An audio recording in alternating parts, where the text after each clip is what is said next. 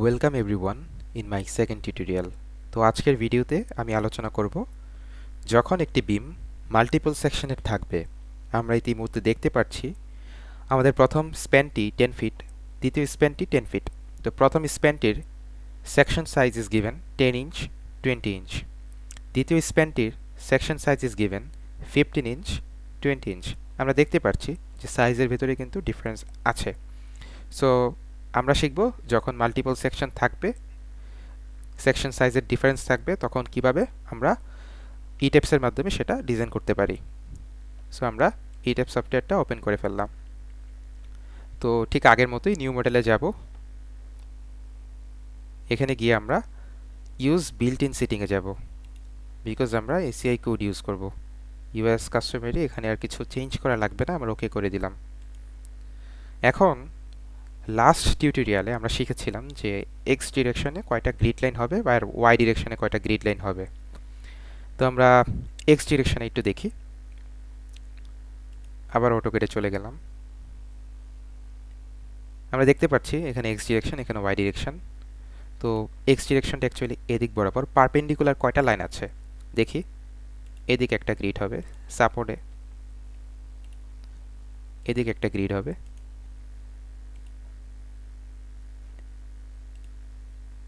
এদিকে একটা গ্রিড হবে। তার মানে এক্স ডিরেকশনে তিনটা গ্রিড লাইন আমরা লিখে ফেললাম। So input 3। তারপর number of grid line in Y direction. যখন ওয়াই ডিরেকশন যাচ্ছে ঠিক একটা, কিন্তু আমরা দেখতেই পাচ্ছি যে একটা গ্রিড লাইন হবে। ঠিক আছে, আমরা লিখে দিব একটা।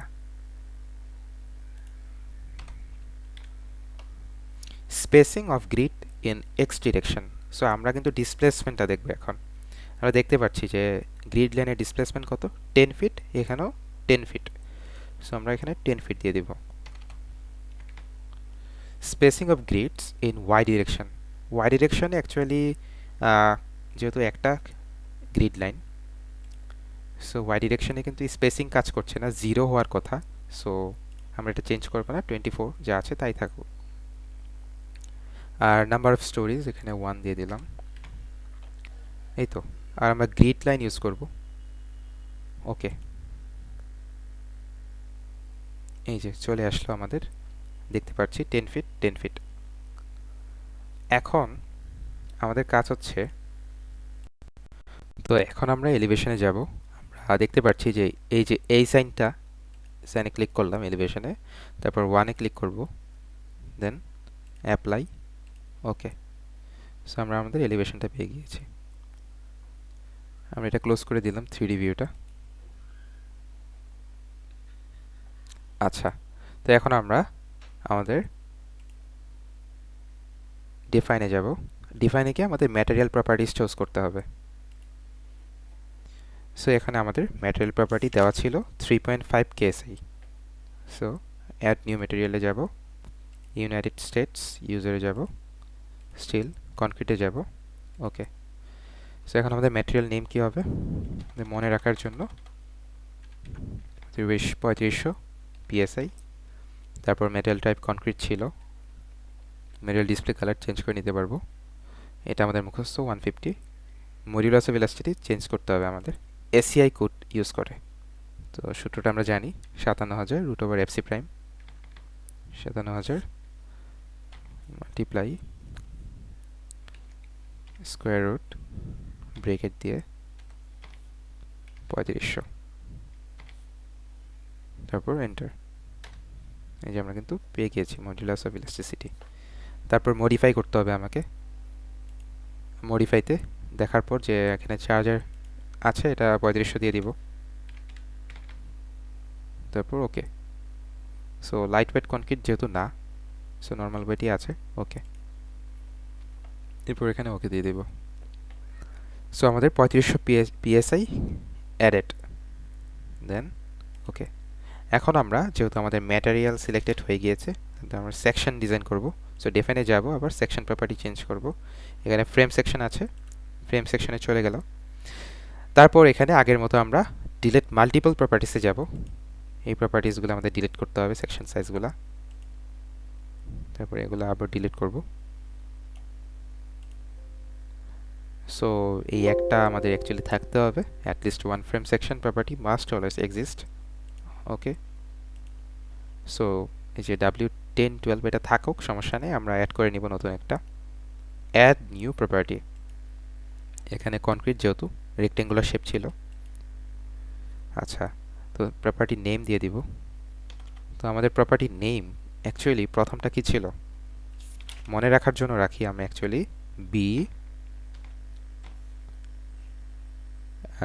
10x20, সেকশন সাইজ ছিল 10x20। ওকে, আর ম্যাটেরিয়াল ছিল 3500 PSI, আর ডিসপ্লে কালারটা যা আছে তাই থাকুক, সমস্যা নাই। সেকশন শেপ রেক্টেঙ্গুলার, আর ডেপথ কত ছিল 20 ইঞ্চ, আর উইডথটা হচ্ছে 10 ইঞ্চ। ওকে, তারপর মডিফাই শো রিভার, এখানে মডিফাই করে নিব M3 ডিজাইন বিমের জন্য, কারণ আমরা বিম নিয়ে কাজ করছি। আর টপ বার, এই জিনিসটি আমরা লাস্ট টিউটোরিয়ালে অলরেডি শিখেছিলাম, আবার একটু দেখাই। এখানে আমাদের অ্যাকচুয়ালি এখানে যে মেইন বারটা কাজ করে, এখানে যে বটম বারটা, আর এখানে যে একদম বাইরের যে আউটার ইজে যে রিভারটা থাকে, অ্যাকচুয়ালি এই ডিস্টেন্সটুকু এখান থেকে এই পর্যন্ত, এই ডিস্টেন্সটুকু অ্যাকচুয়ালি আমাদের কভার টু লংগিটিউডিনাল রিভার গ্রুপ সেন্ট্রয়েড।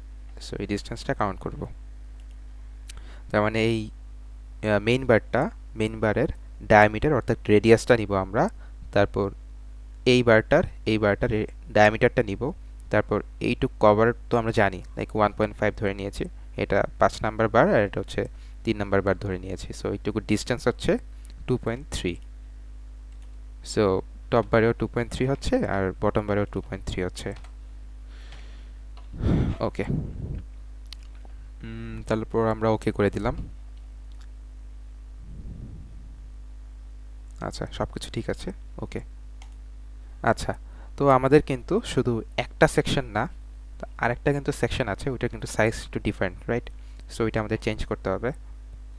আমরা অ্যাড কপি অফ প্রপার্টি, কেন কপি করব? বিকজ অফ আমাদের কিন্তু ম্যাটেরিয়ালস প্রপার্টি সেম 3500 PSI, এবং পরের স্প্যানটাও কিন্তু আমাদের 3500 PSI। সো আমরা কপি করব, অ্যাড কপি অফ প্রপার্টি। এখানে পরের সেকশনটার সাইজ কত ছিল?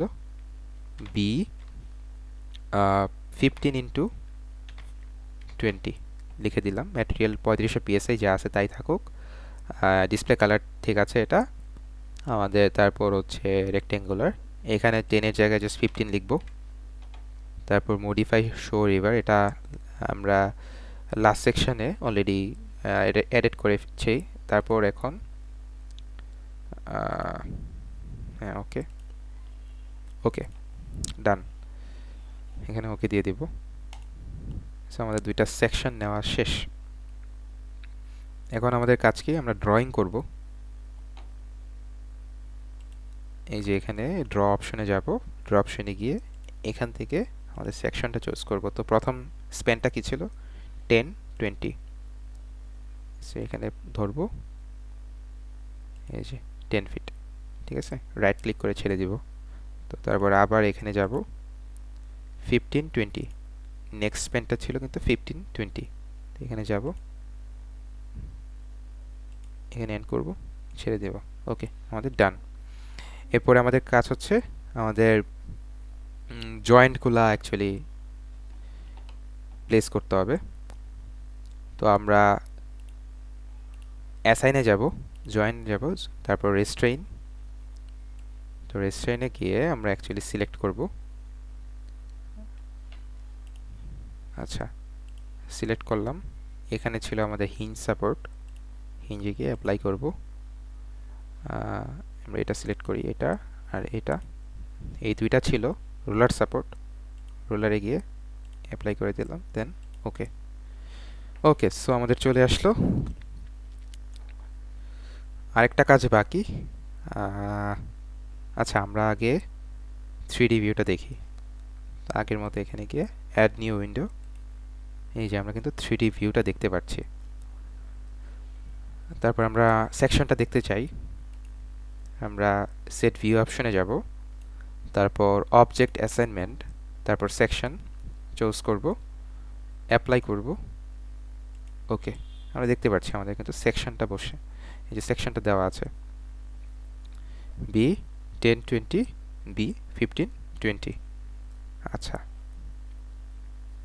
তারপর তারপর আমরা ইন্টারফারেন্সগুলো দেখব। আবারও ড্রতে যে কোনো একটা সিলেক্ট করব, তারপর এক্সট্রুডেড ভিউ টগল, নো, আগে সিলেক্ট অপশনে যাব, দেন এক্সট্রুডেড ভিউ টগল। আচ্ছা, সরি, এখানে আমাদের ভিউটা এখানে চলে আসার কথা, আমি এটা আবার চুজ করি, তারপর এক্সট্রুডেড করে দিই, এই যে চলে আসছে। ঠিক আছে, এখন আমাদের কাজ হচ্ছে আমরা সেকশনের কিন্তু একটা কালার নিয়েছিলাম, তো ওই কালারটা অ্যাকচুয়ালি কেমন সেটা দেখব।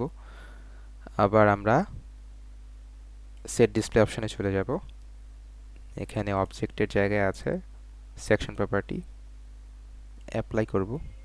ওকে, অ্যাকচুয়ালি এখানে ছিল আমাদের, আবার যাব আমরা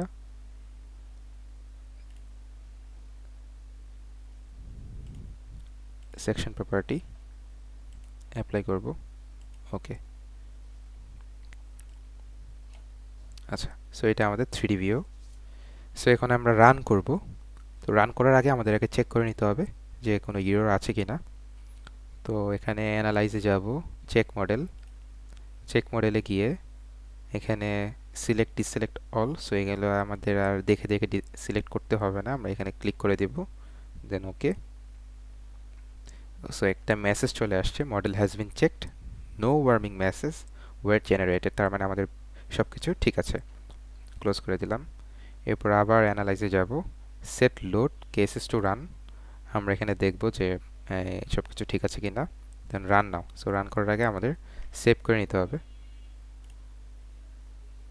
আচ্ছা, আমরা সেভ করে নিলাম, ইটঅ্যাপস 2। ওকে, সেভ করে নিলাম। এই যে আমরা কিন্তু এখন দেখতে পাচ্ছি এটার ডিফ্লেকশন শেপটা, রাইট? তো আমরা যদি এখন এটা অ্যানিমেশন দিয়ে দেখতে চাই অ্যাকচুয়ালি কেমন দেখাবে দেখি আমরা। Start animation. এই যে ভালোই লাগছে। সো এটার ডিফ্লেক্টেড শেপটা দেখতে পাচ্ছি, আর অ্যাকচুয়ালি কীভাবে ডিফ্লেক্ট করবে সেটাও দেখাচ্ছে।